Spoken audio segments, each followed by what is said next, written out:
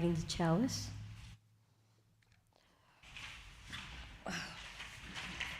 Get it together. Okay. We gather this hour as people of faith, with joys and sorrows, gifts and needs. We light this beacon of hope, sign of our quest for truth and meaning, in celebration of a life we share together.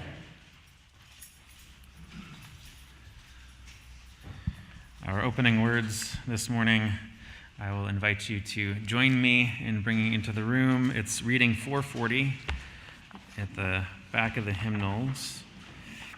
And I will read the regular text. I invite you to join me in reading the italics. This is by Philip Hewitt.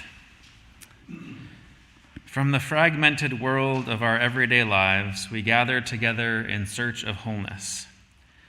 By many cares and preoccupations, by diverse and selfish aims, are we separated from one another and divided within ourselves. Yet we know that no branch is utterly severed from the tree of life that sustains us all. We cherish our oneness with all around us, with the countless generations that have gone before us. We would hold fast to all of the good we inherit, even as we would leave behind us the outworn and the false. We would escape from bondage to the ideas of our own day and from the delusions of our own fancy. Let us labor in hope for the dawning of a new day without hatred, violence, and injustice. Let us nurture the growth in our own lives, the greatest of men and women, the rays of whose lamps still illumine our way. In this spirit we gather, in this spirit we pray. Now turn to hymn 389 and rise in body or spirit and join in song.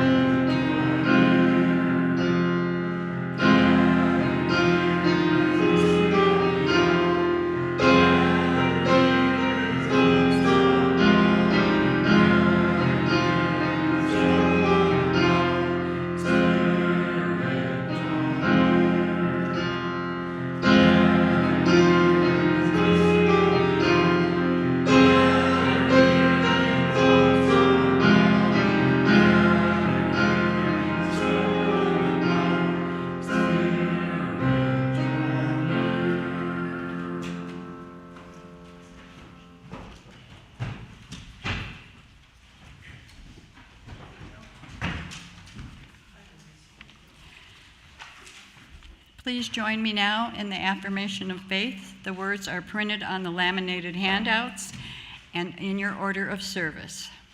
Love is the doctrine of this church. The quest for truth is its sacrament. Service is its prayer.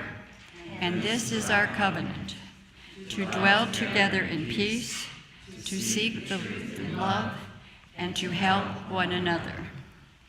We are striving to create a worship space which is both spiritual and safe.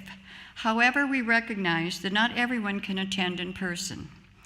We extend a special welcome to everyone who is joining us virtually today, and thank you to our tech team for making the live streaming and recording possible. For those present in the sanctuary, please take a moment to greet your neighbor.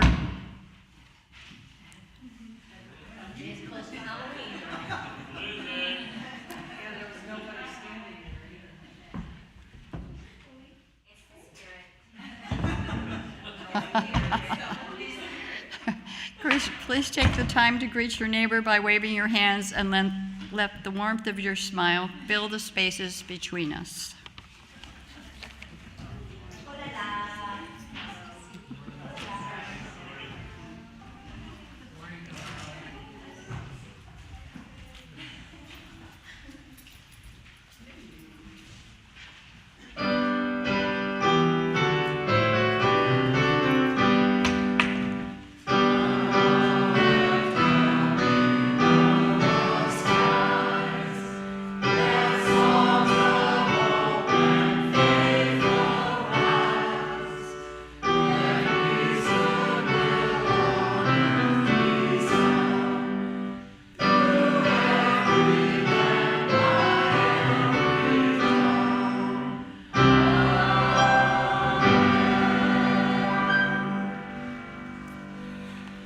Please be seated. So, as Barb said earlier, we are hiring a new office administrator. So after a few months of doing without, we have somebody starting up. So I'd like to invite up Ashley and her husband to join us in a little covenanting process, since we've been talking about covenanting over the course of the past couple of months. And so I'm going to say some parts of the covenant, and I'm going to invite Ashley to respond to that. And then once we do that, then I will invite the rest of the congregation into that as well. So in this covenanting, will you, Ashley, offer us your honesty and integrity, including keeping confidentiality when needed? I will. And will you contribute to imagining how we can create an even better congregation for the future? I will. And will you handle differences and conflict directly, respectfully, and professionally with a goal of shared growth? I will.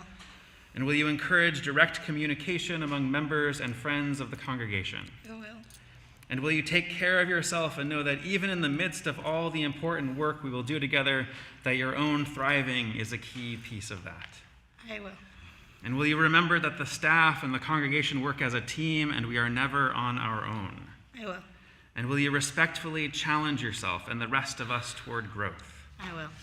And will you celebrate your own individual and our collective successes and offer acceptance and forgiveness when we inevitably fall short of our aspirations? I will. And will the congregation please rise and body or spirit also take part in this covenanting process? Will you honor and appreciate Ashley's unique offerings to this congregation? We will. And will you celebrate her successes and offer acceptance and forgiveness when she inevitably falls short of your expectations? We will. And will you handle any differences or conflict that may arise directly and respectfully with a goal of shared growth? We will. And will you remember that the staff and the congregation work as a team and that none of us are on our own? We will. Well, in the gratitude for all of this covenanting that we've done together, we welcome Ashley as our new office administrator. May we all be bearers of the light of our beloved faith as we continue our journey together. And thank you so much, Ashley, for stepping out of your comfort zone to get up here and be in front of everybody. That wasn't in the job description, but I appreciate your willingness to do that. Thank you so much, Ashley. Yes. Glad to have you with us. So, I invite you to be seated, and we will do some joys and sorrows, and concerns and milestones. And so this is the time in the service each Sunday when we share what is on our hearts, what we've been carrying with us throughout the week, what is still burning in us, either a flame loudly or softly that we're carrying in the world or in our own lives. And so I invite you to speak these into the room, and I'll come around with the microphone and hold it up for you to speak into, and just remember to say your name so that we know who you are.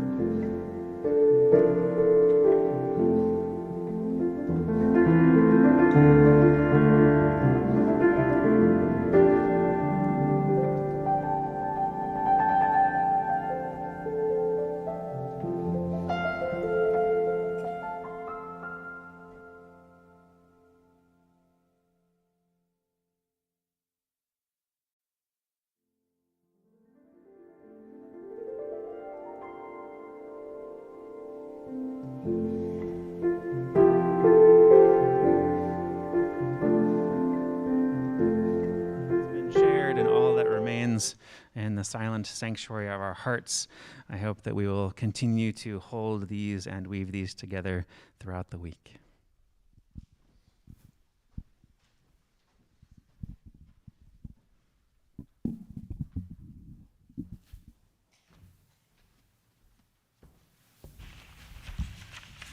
Good morning. I have the story for all ages here, and it is originally from Aesop, an Aesop's fable, entitled The Bundle of Sticks. An aging farmer lay on his deathbed thinking about the welfare of his family. His 3 sons could not see eye to eye. They quarreled day and night. What, he worried, would become of his family? He had tried speaking with them about the importance of forgiving and forgetting and living in peace. But they ignored his words and grew more bitter day by day. Finally, his strength waned. The old man had an idea. He called his sons to his bedside, asking the eldest to bring a bundle of sticks. "Now, my sons," he said, "I want you to break this bundle in 2. The first son tried, and then the second, and finally the third.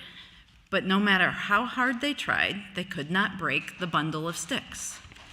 Now untie it," the farmer said. "Each of you take 1 and try to break it."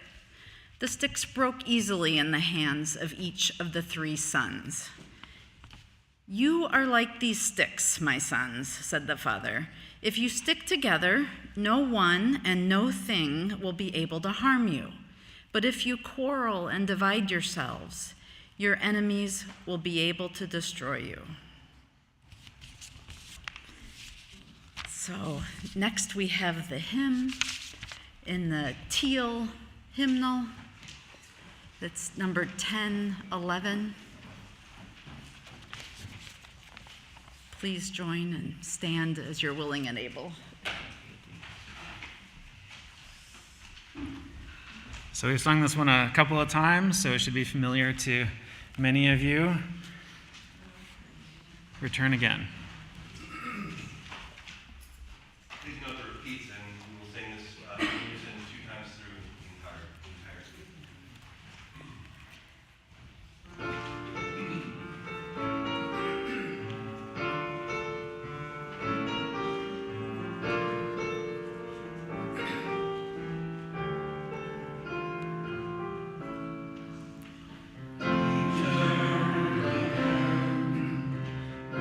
Return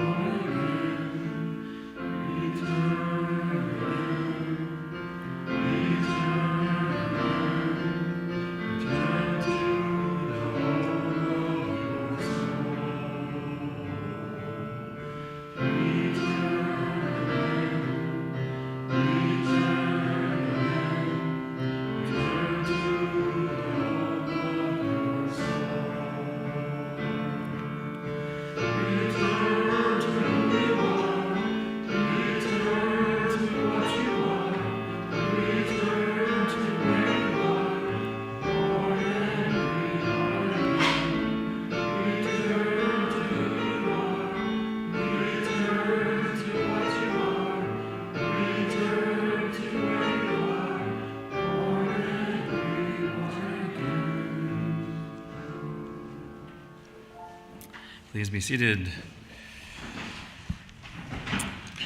So, we are in the next to last week of this series, and we've been talking about some things over the weeks. There's a general theme of bravery that I've been weaving in that you may or may not have picked up on. That becomes particularly pertinent this time of year. So I've mentioned a few times that this time of year in Judaism is particularly important. The high holidays are right around this time. Yom Kippur happened recently. Neo-paganism, also a big time of year. We've got Samhain coming up, which is an important holiday. And in each of these, there's also a similarity. So in Samhain, that's the time of year when the veil between the worlds is at its thinnest. And not dissimilarly, in Judaism, this is the time of the year when the gates between heaven and earth are open. There's a connection with and an understanding of the divine that becomes more available as we transition from the part of the year with life and thriving and plants green everywhere to the time of year when things cycle into rest. And so this is the time of year when there's some access to deeper truths in those traditions, if we spend the time, put in the energy, the focus with one another to see what we can access. I talked in a previous sermon about going through college and having grown up UU and drifted away for a little bit. In my last year of college, I was assigned this series of papers on my physical self and my intellectual self and my emotional self and my spiritual self. And I wrote the first three, and I got to the spiritual self part, and I thought, I don't know what to write. What do I write? And then it occurred to me, I grew up in a church. Maybe that has something to do with it. And the specific memory that I came back to was attending a youth conference in the church in Norwich, Connecticut. It's a cute little old stone church there, and the format of the weekend was like all of the other youth conferences were at that point, where we'd show up on Friday night, we'd have some dinner together, we'd do some get-to-know-you introductory pieces, and then we would go into circle of worship. And this practice of circle worship in UU youth communities is sort of a parallel but different one from the stuff that we do here on Sunday mornings. It's a lay-led thing. There's usually some people who have some experience, some people who don't. You just sort of sign up, you get together, and you decide, what are we going to do? And people bring readings. They say, I did this one thing at a conference once, or this sounds like a good idea, and they hash it out amongst themselves of planning what we're going to do. And I'd never been to a circle worship before. This was my first youth conference that I'd ever been to. And we gathered in the main hall there, and then we started singing. It might have been gathered here, but I confess I don't remember what exactly the song was at that instance. And then we held hands, and we made our way into the chapel upstairs, which had been cleared of all of its seating, and we sat in a circle, and we were guided in making music together. And that was the first experience that I had ever had of not just being in my own ego mind, my own intellectual understanding of the world, but entering into something larger. And at its best, worship services can do that sort of thing. That feeling like we're a part of something larger is part of why we come to these places in the first place. There's somebody that I know, this is true of lots of folks, but there's somebody in particular that I know who specifically joined a UU congregation after September 11th because she felt like, I need to be with other people now. So that's why people come through the door in the first place, to not just be stuck in their individual selves. And at different moments in our lives, we can contact the truth of that, not just in an intellectual way, but in an embodied way. Maybe by watching the waves come in and out on the beach. Or maybe after spending a day on the waves, still feeling some of that rocking inside of us when we get back to the shore. Last week I talked about the individualism of the cowboy stories and the detective stories, the virtuous individual set apart from the rest of society, reinforcing the idea that, in the words of Robert Bella, in order to serve society, one must be able to stand alone, not needing others, not depending on their judgment, not submitting to their wishes. It's kind of a heroic selflessness, and one accepts the necessity of remaining alone in order to serve the values of the group. And this obligation to aloneness is an important key to the American moral imagination. Yet it is part of the profound ambiguity, he writes, of the mythology of American individualism, that its moral heroism is always just a step from despair. And I mentioned last week also that individualism inevitably results in a clash between autonomy and conformity. And I pointed out that there are so many resources in our society that are supposed to help people with our individual selves, like the self-help book section in a bookstore, but we are far less practiced with love in the context of community. Our capacity for at-one-ment has atrophied. But this isn't specifically a 20th or a 21st century thing. It goes deeper than that. This is a fundamental aspect of modernity, of that era of history that began in the Enlightenment. There was a focus on the individual that became important in the shift away from monarchism and feudalism. And it was a helpful lens for a few hundred years. But as sociologist, philosopher Hansi Freinacht has argued, the idea of the individual no longer fulfills its function as an effective unit of society's self-organization. As a solution to the problems of society, it no longer does its job. Most of our most pressing challenges as a species are issues of trust, or solidarity, or complex creativity, or stability, or love, or insecurity, or commercialism, or overconsumption. These are not reducible to the individual level. They are fundamentally intertwined with the collective structures of society. And at this stage of the social evolution of humanity, it's just not sufficient to understand things only on the level of the individual. Because by now, we've learned that while the unique lived experience of each human being should be taken very seriously, it's also become very evident in Freinacht's words that our very deeply human and personal experience is in turn created by societal processes that are invisible to each single person.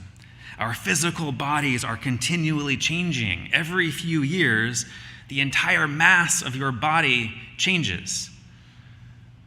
The mass that you consisted of 10 years ago is not the same mass that your body consists of now. We are always deeply shaped, not just in the physical way, but also the social way by our environment. All of our wants, our dreams, our words, our ideas come from our social environment. Even our name and our idea of ourself come from our interactions with other people, who in turn have been defined by their social surroundings. In previous weeks, I've brought in the words of poet David White, who points out that truly good friends discourage what makes us smaller, less generous, less of ourselves. And through the eyes of another, we can receive a greater sense of our own personhood. One can aspire to, one can reach for something greater than that limited self. And I brought into the words of writer Cole Arthur Riley, who points out that our very ability to perceive ourselves is incredibly limited. We will never really see our own faces. We can see a mirror, and it's doing its best, but it's not really our own faces. It's reversed, it's distorted. We need other people to see our own faces, to bear witness to their beauty and truth. I can never truly know myself apart from another person. I cannot trust myself to describe the curve of my nose because I've never actually seen it. I want someone to bear witness to my face, she writes. There is no promised land without a multitude.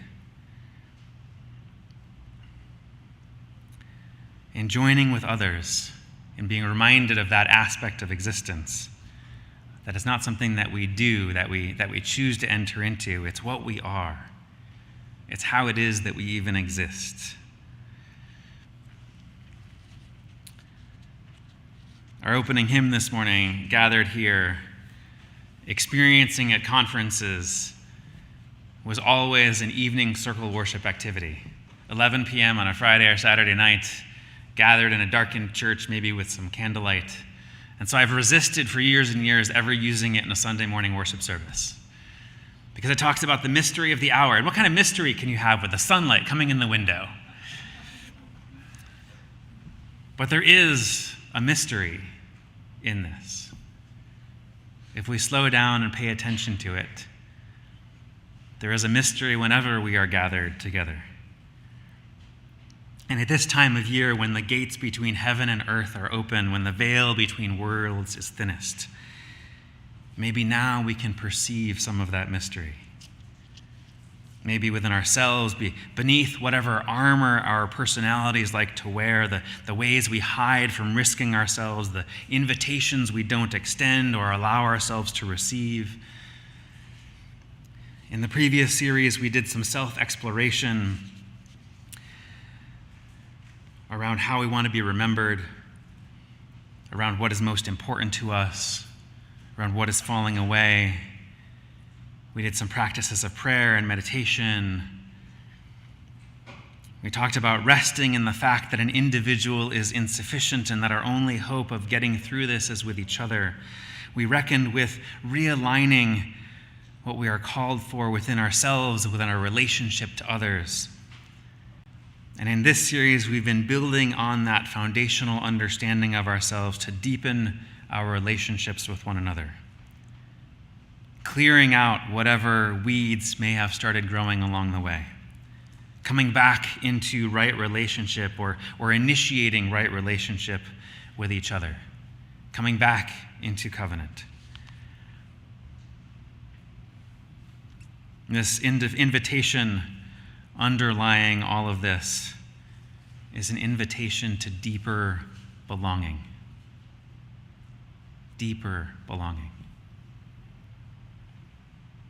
In our society, we are used to experiencing belonging as a competition, not a restoration, in the words of Riley, once again. So that moment when I go to a potluck and I kind of dance around the outside and look for the opening and try to see if somebody wants to talk to me. Who's spending time talking to the person that I really want to talk to? When am I going to get my chance to move in there? Are they going to like me more? This belonging as competition is so the norm that we forget to even think of it like that. But what would it look like if we experienced belonging as something being restored to its natural order? Sometimes in congregations, the belonging as competition is replaced with what you might call belonging by default. Sort of, you're here, so you belong. But in a faith community, we can go further than even belonging by default. Something more intentional and purposeful, actively choosing each other, clearly communicating to one another, you have a purpose here. You are a key link in this chain. It's not that we welcome or accept you, it's that we need you, that we are insufficient without you, that if you are absent, we are impoverished. Your merely being here shifts this community toward a deeper wholeness.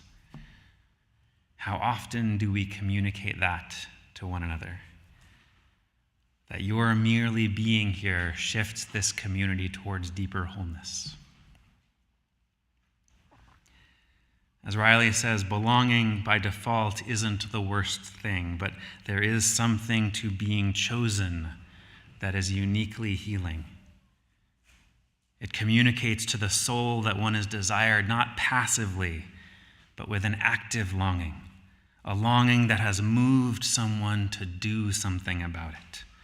When we are specifically chosen by others, when they care enough to come back into covenant with us specifically, when they care enough to apologize to us specifically, when they care enough to forgive us specifically, it makes it possible to transcend our individual fears. Our fears in relationship can lead us to drink from shallow waters. But durable friendship, Riley writes, is a bond that is able to endure both truth-telling and conflict. And bonds without these things become brittle. When we don't do this sort of ongoing relationship maintenance of apologizing and forgiving and coming back into covenant, that brittle fear can start to set in. But when we do that sort of ongoing relationship maintenance, it becomes just a bit easier to trust one another not to manipulate and wield our fears against us, but rather to hold them in tenderness, to hold our fears in tenderness. And if we're out of practice, it can be deeply uncomfortable, but that discomfort itself can be a doorway to become bigger than we'd previously allowed ourselves to be, to take up more space, to emerge from our illusion of separateness back into the truth of our being part of a larger whole, to feel ourselves part of a larger system and how deeply we are connected to one another's souls.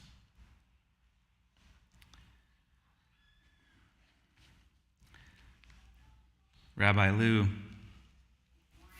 who I've brought up in previous weeks, wrote this beautiful thing that brings that motion, that being part of a larger thing. I talked about waves earlier. He talks about what it's like to be in a service on the high holidays. When I see this great trembling multitude sitting before me, he writes, at the end of the day service on Yom Kippur, I feel as if I am in the presence of a single trembling heart. All the thousands of gestures, the blowing of a nose, the stifling of a yawn, the wiping away of a tear, a person standing up over there and one sitting down over there, a child jumping up, another child crying, all of these gestures become one single gesture, unfolding across the sanctuary in waves and billows. And I look down, he writes, at thousands of faces washed over by an innocence so immense that it covers over everyone. And everyone becomes one suffering, innocent heart. Each face I now see, he writes, has been formed by the same suffering. A suffering that has sunken its cheeks and lined its brow and hooded its eyes. And every face I now see is like this. The suffering is visible like the lines of force on a geological formation. This larger whole is not what we are reminded of when we're watching TV, when we're at the store, when we're going about our day-to-day lives, but it is so, so important to stay in touch with.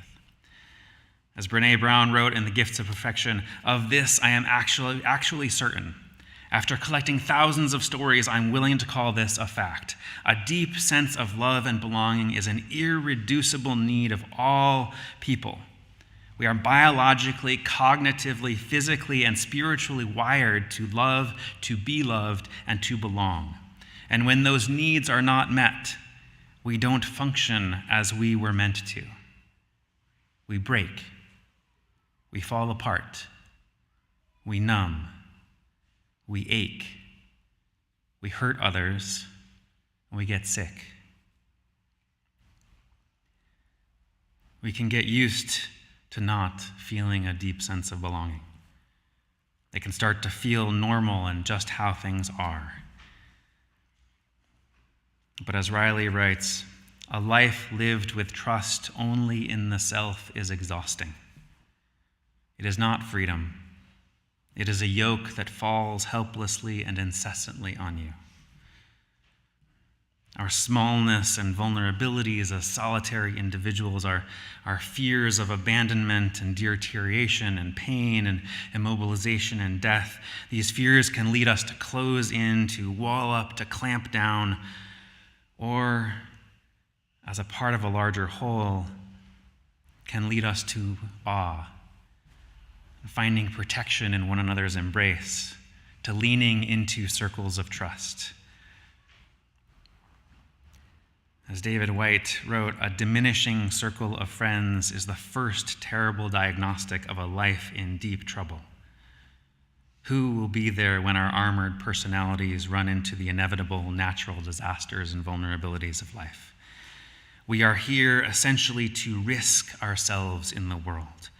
We are a form of invitation to others and to otherness. We are meant to hazard ourselves for the right thing. And so in that spirit, my invitation to you over this coming week is to meditate on your lack of separateness, on the whole of which you are a part, not just cognitively, not just what makes sense as an idea, but how can you feel that in your body? Maybe in watching the waves on the lake, maybe in smelling some coffee, maybe in any sort of experience that you can dive into. How can you feel yourself physically as a part of a larger thing? Here in the mystery of this hour, gathered in this one strong body, may our spirits learn how to draw near to one another in new ways. And may our return again to the home of our soul, not a separate house in a separate individual, but this larger collective body, become more and more familiar to us. May we not be caught up in quarreling or division, but rather do the work to tend to our togetherness. In the midst of this fragmented world of our everyday lives, may we find wholeness together. Let us not be separated from one another or divided within ourselves, but have faith that we are not severed from the tree of life that sustains us all. May we cherish our oneness with those around us and the countless generations that have gone before us. May we hold fast to all the good we inherit. May we leave behind us the outworn and the false. May we escape from the delusions of our own fancy. Let us not drink from shallow waters. Let us nurture the growth of our own lives, of the love that has shone in the lives of others as we tap into that wisdom that is held within the larger human community. And may we sing our thanks and praise for this gift of life with which we build the common good, that we hold in common the stewardship of which we are charged as a larger collective body. And may it ever be so. So I invite you to take an offering, to give an offering, and then we will sing all of this into being at the close of that.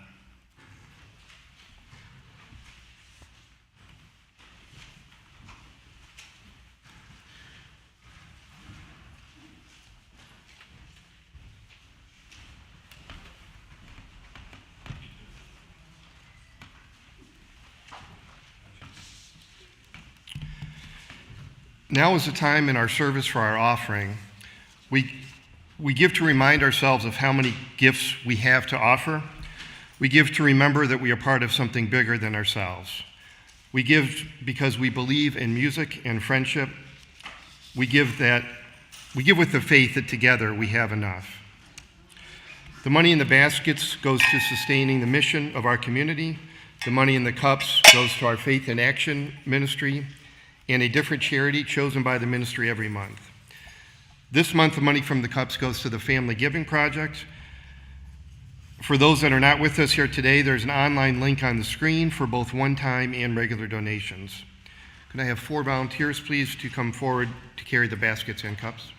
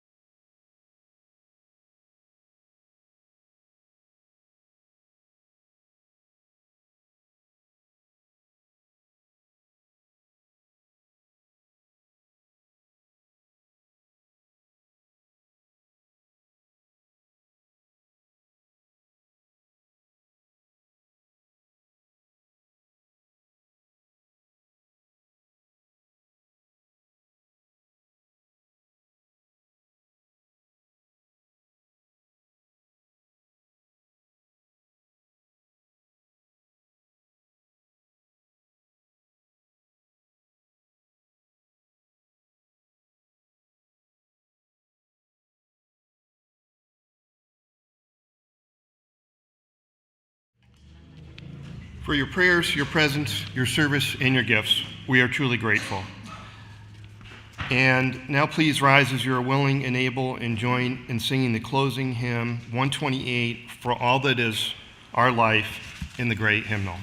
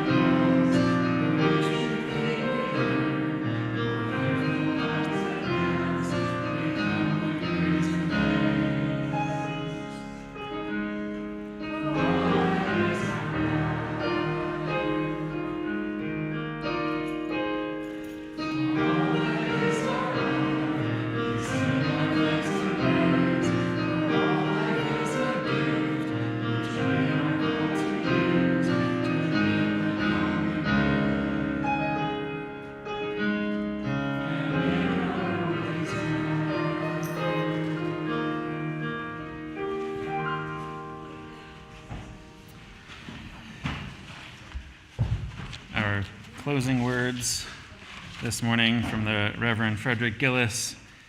May the love which overcomes all differences, which heals all wounds, which puts to flight all fears, which reconciles all who are separated, be in us and among us now and always.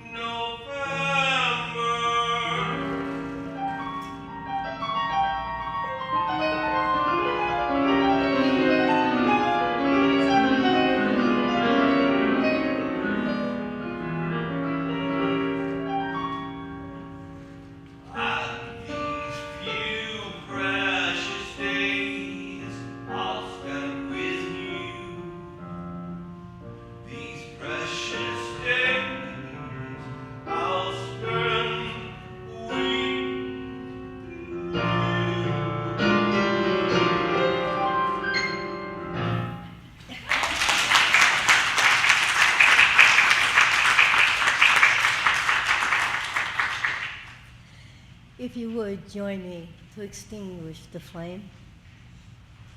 We extinguish this flame, but not the light of truth, the warmth of community, fire of commitment. These we carry in our hearts until we are together again.